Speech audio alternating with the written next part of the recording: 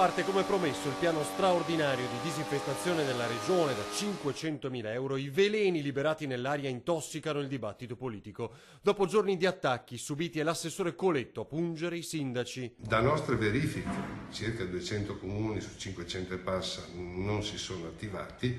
In parte il risultato l'abbiamo visto, insomma, l'incremento di queste larve che poi sono diventate zanzare ha dato risultati estremamente negativi. Dunque, oltre 200 amministrazioni in Veneto non avrebbero fatto quanto previsto nei tempi deputati. E tra queste anche Padova. È fondamentale, infatti, che le disinfestazioni di zanzare e larve avvengano nei periodi stabiliti e in contemporanea per ampliarne l'efficacia. Noi abbiamo rispettato quello che è il piano nazionale di prevenzione. Ci siamo attivati ancora a marzo, scrivendo delle lettere sollecitando le USL e i comuni ad attivarsi per la disinfestazione larvicida. Incubo West Nile, 10 le vittime in Veneto, l'ultima nelle scorse ore nel Rodigino. 159 casi in totale in regione, 49 con sintomi pesanti. Un aumento certificato del 300% di casi di zanzara killer in Europa.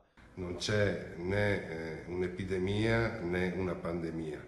Si tratta sostanzialmente di una patologia che purtroppo è endemica, è dal 2008 che noi la monitoriamo, insieme all'Istituto Superiore di Sanità e all'Istituto Triveneto Zooprofilattico per controllare quella che è l'espansione.